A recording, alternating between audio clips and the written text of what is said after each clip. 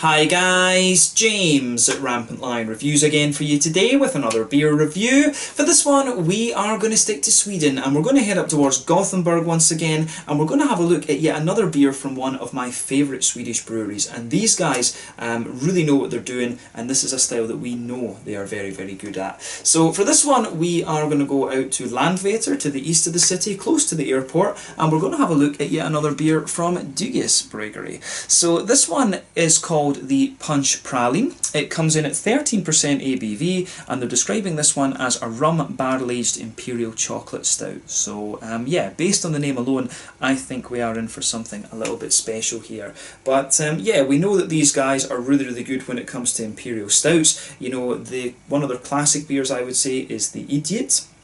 That's one of the older Imperial stouts that they've done, but I would highly recommend you try it if you get the chance. And you know, I've had the Key, the Sidamo Dim too. I would actually say that these guys are probably best when it comes to the coffee stouts. Actually, I've had some really awesome coffee stouts from Bryggeri, and these are the guys who really kind of got me into that sort of sub-style, if you like. And we do have an interesting barrel-aged coffee stout to review at some point over the next little while as well. But yeah, like I say, a very well-respected Swedish brewery. These guys have been going about 15 years now, and one of my favourites for sure. These guys are not scared to try different styles, and if you're interested in Swedish beer, I would highly recommend you have a go at some of their beers. Probably the classic ones, as I mentioned a minute ago, it would be Idiot, which is one of their original Imperial stouts, and also the Tropic Thunder, which is a sour beer. That one's a very good and very well-liked beer these days. But yeah, curious to see how this one turns out. This beer was released as part of the Tillfällig Sortiment in Systembolaget here in Sweden on the 3rd of November 2020, I want to say.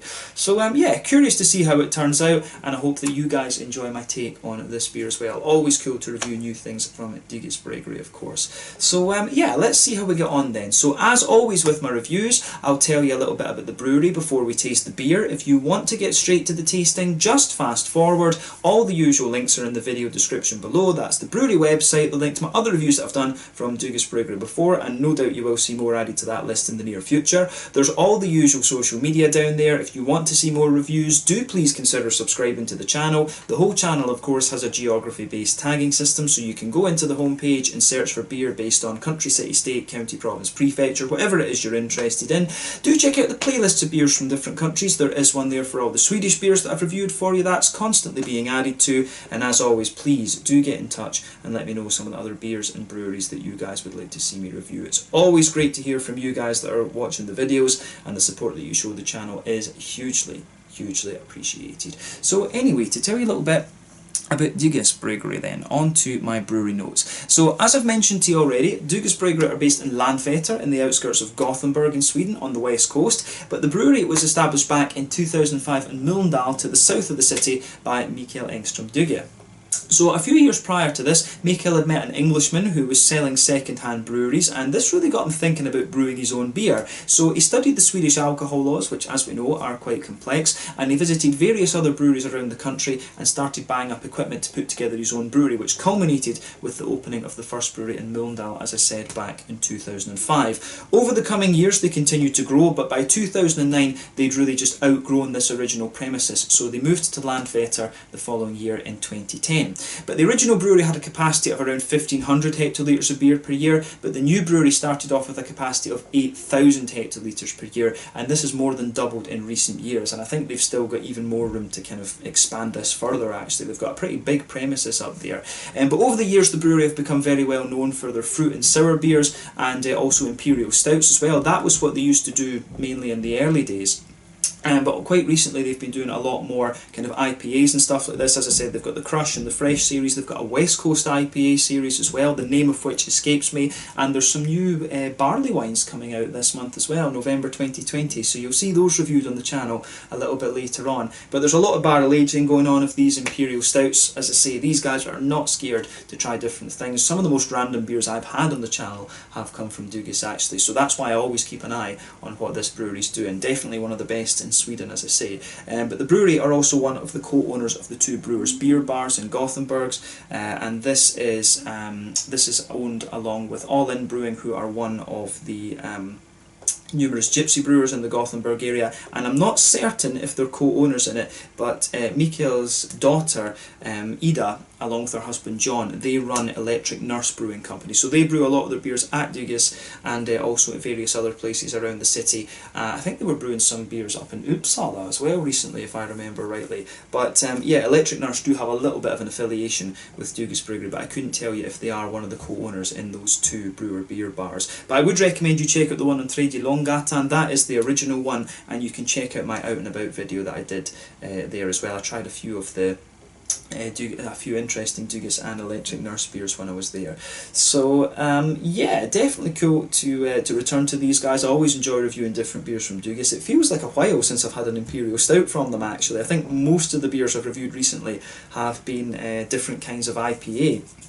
To be honest with you, I think the last stout would have been the 15 Stout, if I remember rightly, which was one of the 15th anniversary beers. They released the 15 IPA, which had 15 hops, the 15 Sour, which I think had 15 types of fruit, and then the 15 Stout, which had like 15 kinds of adjuncts in it. So it was kind of crazy actually. They were very interesting beers, but I think, yeah, maybe not as strong as some of the other ones that I've had from Dugas over the years. But yeah, it's all down to personal preference, of course. But yeah, that's all I can really tell you about Dugas Brewery for the moment. If you want to learn more about these guys, you can check out the brewery website. You can follow them on Facebook and Instagram to keep up to date with all the latest goings on, and you can of course check out the Rate Beer, Untappd and Beer Advocate pages to learn more about all the different beers that these guys have done. So yeah, let's get on and actually have a taste of this beer then. So I'll just let you have a little quick look at the artwork of this one before we open up.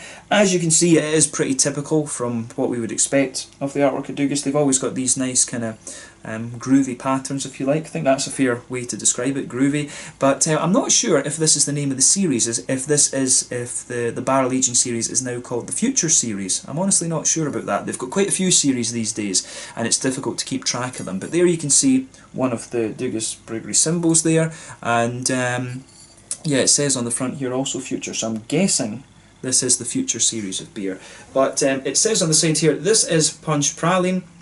This beer is a punch praline and not a punch with an S praline, with the latter being a Swedish chocolate treat tasting of the beverage punch. The former is an Imperial chocolate stout aged on rum barrels and is packing a real punch, like rum barrel aged Imperial chocolate stouts often do. Confused? KO, kick off. So yeah. This one, as I say, this one, it says on the side here, this one has oats and rye in it. Rye and stouts can be very, very interesting, can make it really complex.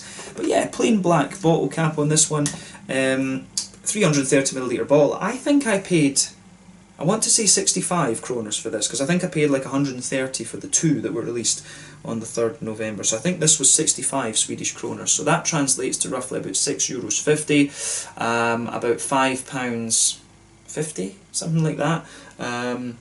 Which, you know, is for a 13% Imperial Stout, that's a crazy price. That's ridiculously good.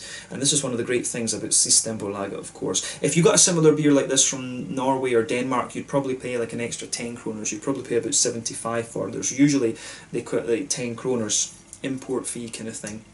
But yeah, this one I think should be pretty damn good actually. I'm very, very curious to see what this has in store for us. But yeah, 13% Imperial chocolate stout in rum, aged in rum barrels. Doesn't say how long actually. I do wish they would tell you how long these are aged for, but yeah, should be pretty good. Let's get this guy out then, and we will get on with the tasting. One of two Imperial Stouts that you're going to see reviewed over this month.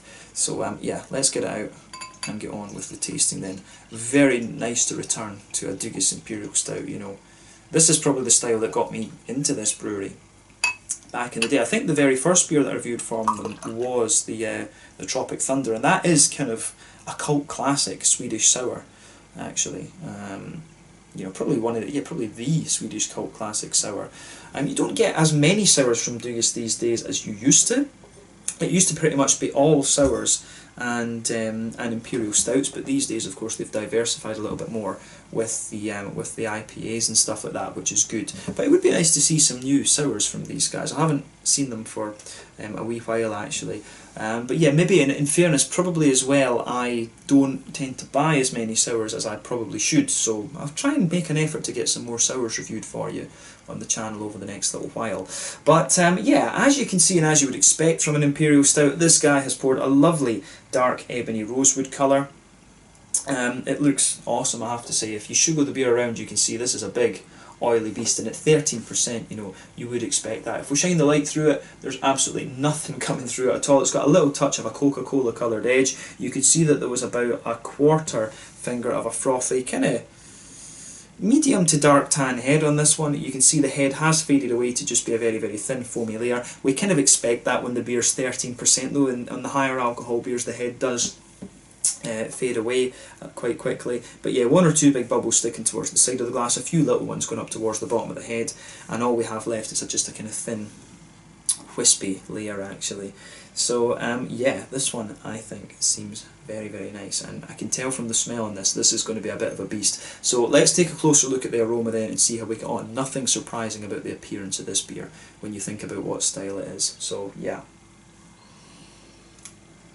That is ridiculous. That is mental. That is absolutely mental. Straight away with this one, it's the barrel aging that hits you. It really, really does hit you. So for me, this one, straight away you get that lovely big kind of woody, oaky kind of quality out of it. You can smell those kind of rum sugars out of this one, the big brown sugars from the rum. You get that straight away out of this beer. There's quite an interesting vanilla element to this one. Sometimes when it comes to barrel aging, you know, the barrel aging can be sort of more of a subtlety in the background. For me, with this one, I really think the barrel aging takes the lead in this beer. I have to say that about it. And it's beautiful. It's absolutely beautifully done. You get a hell of a lot of brown sugar out of this beer. And yeah, for me, barrel aging is very interesting. As I've mentioned in other reviews before, barrel aging, you've got a little bit of a trade-off. You lose a bit of the thickness of the beer, but then you get all these infused complex flavours. So, you know, that's one of the things, like, with these kind of beers, you'll always get, as I say, you've always got that little bit of a trade-off with it, you know. It can be really interesting. Some breweries I know brew their beers to be a little bit thicker if they know that they're going into the barrel, so that they can kind of account for that slight loss of thickness, if you like. But this one I think is going to be an absolute monster. I'm very, very curious about this.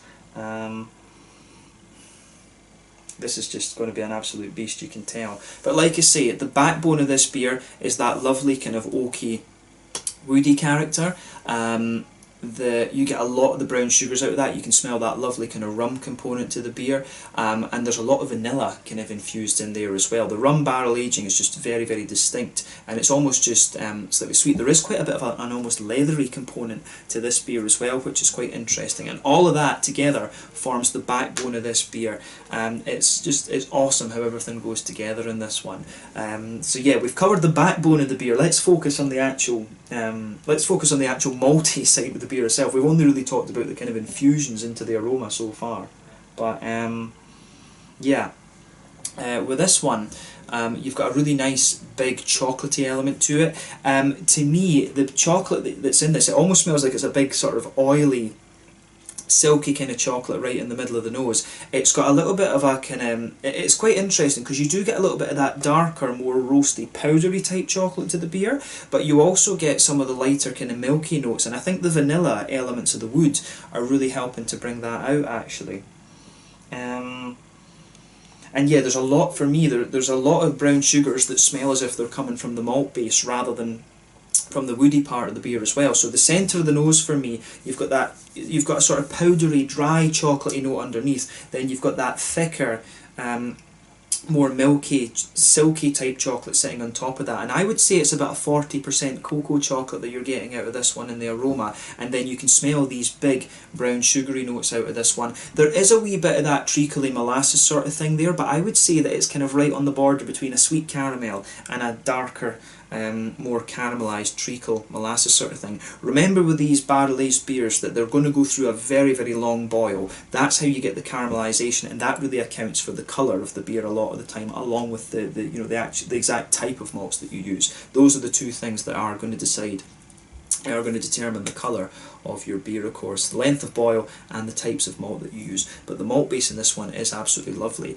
The more that you smell this one as well, you start to, I think the nutty notes take a little bit of time to come out of this one, because initially when you smell the beer it comes across as quite leathery, and that leathery note for me lingers there, but you really start to get the kind of praline nutty notes out of it the more your nose adjusts to it, and I think the beer gradually does develop a bit of sweetness. The nutty characters in here for me sort of infuse a little bit more with the malty side of it, whereas the rummy notes are obviously more in the backbone with all the kind of barrel aged part of the beer. So yeah, the aroma that comes out of this, the malty and barrel aged side of it, is just lovely. But the woody, the barrel aged elements for me really do dominate the aroma, but the big thick oily kind of sweet notes that you get on the almost on the top of the nose, they are most definitely from the malty side of the beer. On the hoppy side of things, there's not too much to report. You know, when it's been barrel aged, most of the hoppy character is going to have dropped out, but you do get a little element, you do get a little bit of an earthiness to the beer, and you get a little touch of grassiness out of it too, but you've got some really nice fruity elements to this one, which are very interesting. I'd be curious to know what hops they would use in this. Would they use a little bit of, you know, like Northern Brewer from Germany, or a little bit of Magnum or something like that, maybe even a little touch of Cascade? I've always wondered that. I always wonder what hops they choose to put in these big Imperial stouts. But this one for me, the fruity side of this beer is quite juicy and, you know, blackcurranty and blackberry-like. There is almost a little bit of that, I don't want to say phenol, but it's got a little bit of that almost kind of cough syrupy medicinal type red fruit to it, you know, like a little bit of a figgy, no, not figgy, dates and prunes. It's got a little bit of that more dried fruity element to it, I have to say. But yeah, I think it's almost got a little bit of the more dried fruity note kind of sitting in the background, and then the more oily, juicy berry type qualities, the black currants and the blackberries and stuff like this, coming out of it on the front of the nose. The fruits really lean towards that juicy, slightly oily side of things for me. But I have to say the aroma of this beer is really, really very nice. On the basis of the aroma, I wonder if this could be this could be Dugas Bryggeri getting to their best again. So yeah, I think this one, I'm very, very curious about this. So yeah, take a little bit of time and enjoy the aroma of this beer before you get stuck into it, because I think this one is pretty special. Actually, lovely. You know, it's just got a whole blend of different things going on there. As I say, this is one of the ones where the barrel aging, the kind of barrel aging characteristics really take the fore. So just take a bit of time and enjoy that. But let's have a taste of this and see how we get on. This one is the Punch Praline, coming in at 13% ABV, a rum barrel aged Imperial chocolate stout from Dugas Bryggeri in Landvetter, near Gothenburg on the west coast of Sweden. Let's get stuck into this one. Slange, skål.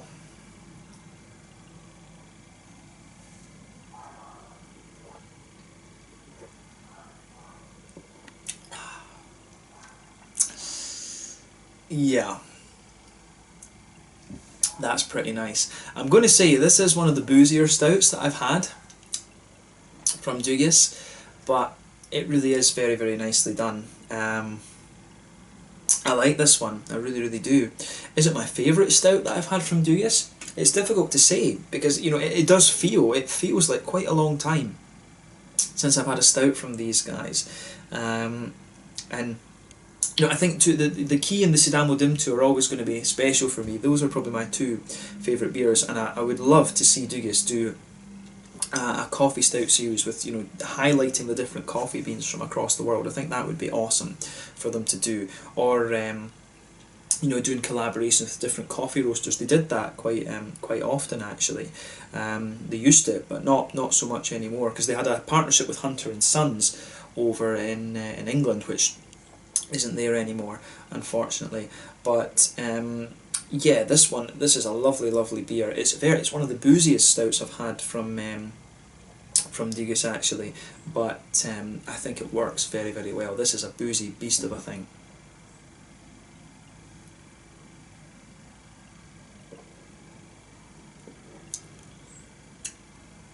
Yeah, the other thing you're going to notice is very, very slick, and the thing that you'll notice, I think, with the Dugas beers, I've noticed this over the last while, their mouthfeels, Dugas, I love it when you notice traits between different breweries. Dugas really go for quite a slick and it's a quite slick mouthfeel that you tend to get out of a lot of these Dugas beers, and it always amazes me with them how they can pack so much flavour into them, but just maintain that that really kind of slick mouthfeel actually. I don't know if it's my palate that's changed over time, but I think that is something that has developed. I remember the first beers that I had from Dugas being a lot, you know, just feeling thicker than they do now. It might be just a different brewer or something like that that's come in, but the thing that amazes me about Dugas now is that they've got a real slickness to them, and you get a hell of a punchy flavour out of them. But as I said, this is a really damn good beer. Actually, it's Dugas kind of kicking it up a gear, I guess we could say. So I like this one. Thumbs up to them for this.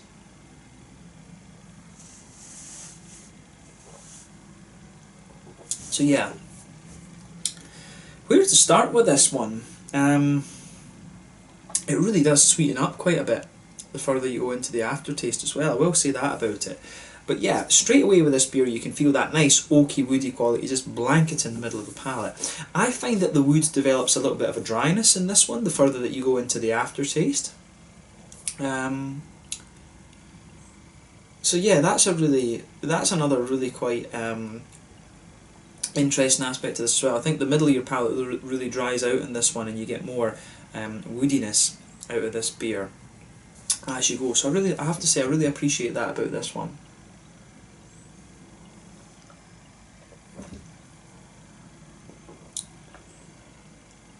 And the fruits when you take this in are almost a little bit sharp as well.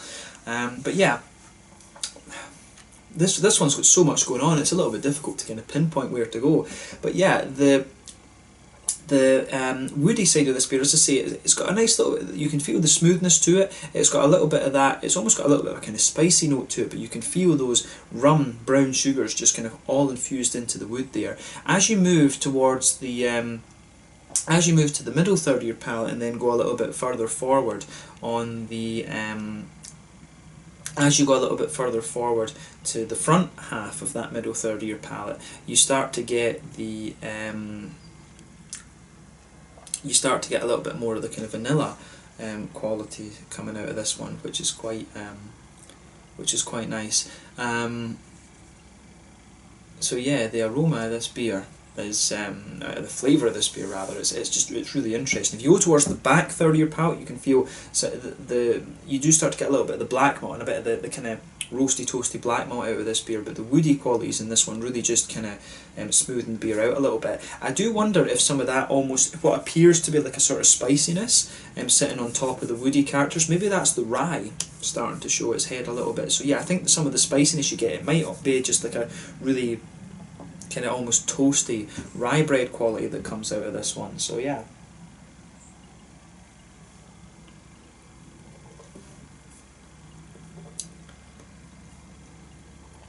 So yeah, I do like that about this one. The sort of woody backbone of this beer, it does get a little bit kind of drier and a little bit more spicy the further you go into the aftertaste with this one, but you can feel that kind of rum sugary note coming out of this. It almost feels like it's quite a long aged rum kind of note that you get out of this, which is very, very interesting. You do get a wee bit of a leathery quality out of this one. I hesitate to say tobacco, but tobacco maybe would be a kind of note that you would get out of this as well. But yeah, the malt base in this is quite a bit drier than I was expecting it to be from the aroma. But yeah, it's really interesting, this one. The back third of the palate, I think the roasty toasty black notes I was picking out are a little bit smoother when you come further forward. But yeah, the middle third of your palate is really nice and quite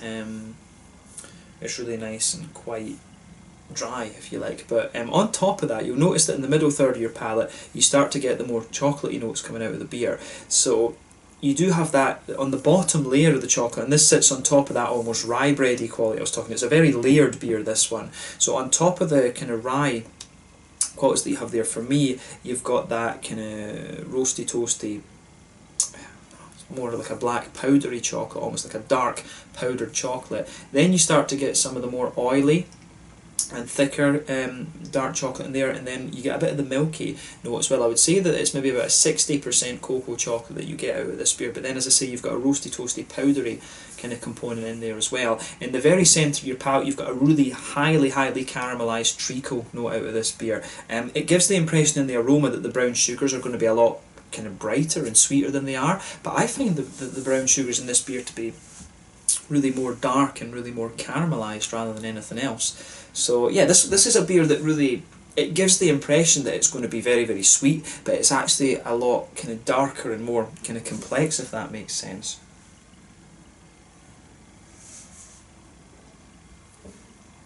Like, it's very sweet and very slick when you take it in, but then as the flavour develops, and I think for me that's what these barrel-aged Imperial Stouts do, a lot of it is about how the flavour develops, to be honest with you. So yeah, there's a lot of it. There's a lot of it is about how the flavour kind of develops out of the beer, but yeah, it's this one for me. It does get drier and drier the further that you go into the aftertaste. The nutty notes for me, you do on that. If you go back down towards the base layer of the beer, the nutty notes kind of come out and mix in with the vanilla. It feels like the sort of vanilla element to the wood barrel aging. That's where the nuts come out of this one, but the nuts almost feel like a little bit of they almost feel like a real subtlety to the beer. And I mean, if it's called Punch Praline, you might expect them just to be a little bit more prominent than they are, because I think for me the focus is really on the wood, and the woody elements that come out of this start to dominate the flavour a little bit. But it's a lovely beer, this one. As I say, this is definitely one of the more kind of slightly spicy, almost grainy Imperial Stouts that I've had. So this one's really interesting, actually. It's not what I expected from on the basis of the aroma. Let's just say that.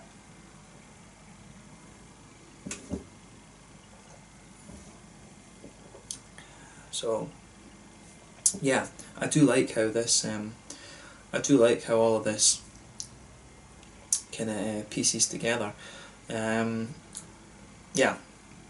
To say it's just more dryness, and you get more of a I think there's a more kind of roasty, toasty, black malty quality comes out of this beer the further that you go into the aftertaste as well. This one I think is really interesting.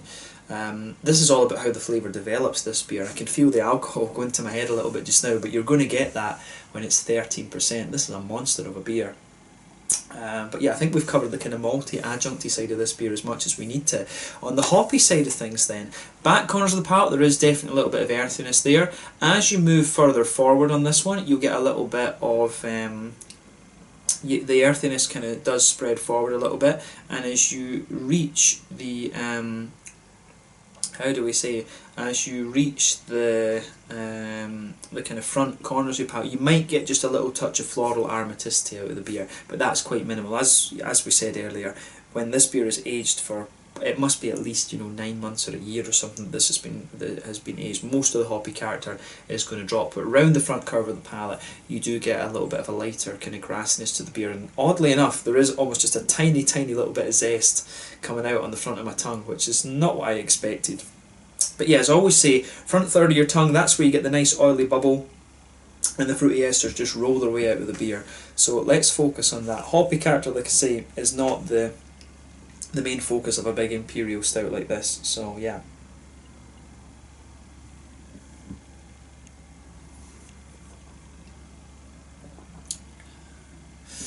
But yeah, the fruity side of this beer is really quite nice. It is like one of these, I was talking with one of my classmates in Swedish today about, like Christmas pudding and things like this, and the fruity side of this beer is very, very much like kind of Christmas pudding.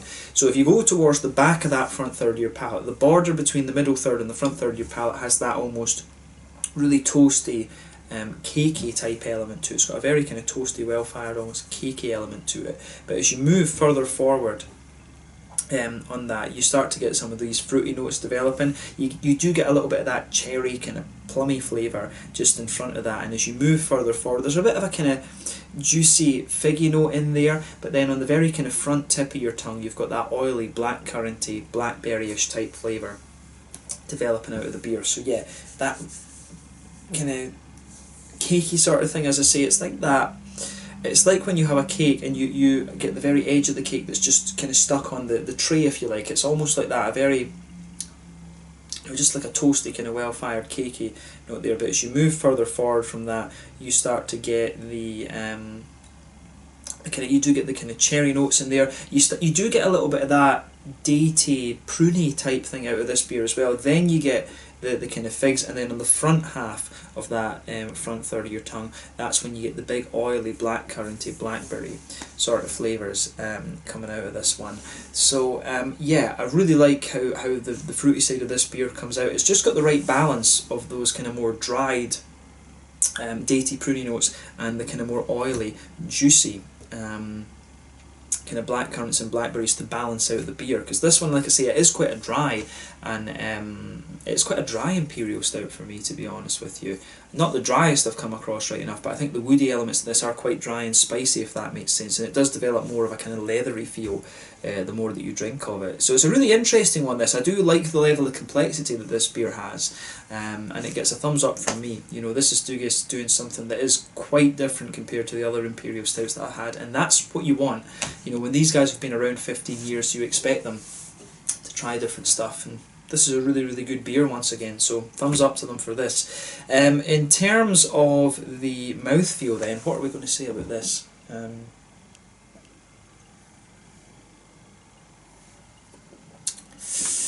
It's full-bodied, but I would say it's at the mid kind of point of full-bodied. It's not the thickest of Imperial Stouts that I've had from Dugis, or generally speaking, but yeah, it's one of the... It is one of the... I would say it's becoming one of the thicker Imperial Stouts that I've had that's been barrel-aged. So yeah, for a barrel-aged stout, I find this beer, I do find it to be quite slick, but I think that's the kind of, almost the kind of signature, if you like, of Dugis. I think that's just what they do. They like a slick mouthfeel at Dugis Brewery. But yeah, for me, mid-range of full-bodied. The carbonation is very smooth. The mouthfeel overall I would describe as being quite slick. In terms of bitterness, I think this one must be... It must be about 70 IBUs, it must be somewhere in that kind of region. It's not the most bitter and dry of stouts that I've come across, but it does have a significant dry and bitter element to it, and I think it's interesting, as I say, how that develops over time. And it's both from the barrel aging, it's from the malty side of things, and it's also a little bit from the hops, I would say, as well. But I think barrel aging and malts and then hops, it would be in that order. That would be the order of magnitude. Most of it comes from the barrel, and then a good chunk of it comes from the malty side of thing, the rye I would say, and then a little bit of it comes from the hoppy side of the beer. But the fruity side for me, so a good balance between those kind of cakey elements to it, those slightly drier cakey elements, and a little bit more of an oily fruit as well. But yeah, I really like how this one goes together, and it gets a big thumbs up from me. So yeah, let's leave it at that for this one. I really can feel this beer going to my head a little bit at this time. This is a bit of a treat. This is definitely a dessert in itself, this one. But yeah, this one was the Punch Praline 13% Imperial Chocolate Stout, rum barrel aged, from Dugis Bryggeri in Landvetter, just out to the east of Gothenburg in Sweden. Lovely, lovely beer, this one. Definitely one of the more complex ones that I've had from Dugis Bryggeri over the years, and it does make me very curious to try the other one that I've got in the fridge from these guys. So yeah, pick this one up if you can. I think this is a really interesting one. It's a really complex barrel aged beer, this one, but it does maintain that kind of signature Dugis Brewery slickness on the mouthfeel. So yeah, interesting beer, this one, so check it out if you get the chance. Let's leave it at that for this. Once again, thank you for watching my beer reviews. Until the next time, please like, subscribe, share, all the usual YouTube stuff. Let me know your own thoughts on this beer in the comment section below. Let me know what your favourite beers are from Dugis Brewery. Do let me know what your favourite Imperial Stout from these guys is as well. I think that would be quite interesting. But thank you again for watching. Check out my social media, all of these kind of things. Make sure you try some of the Dugis beer if you haven't already. And yeah, thank you again for watching, and I'll catch you guys very soon. The Punch Praline, a 13% Imperial Chocolate Stout, rum barrel aged, from Dugis Brewery in Landvetter, close to Gothenburg on the west coast of Sweden. Slange, skull, cheers, and catch you guys on the next one.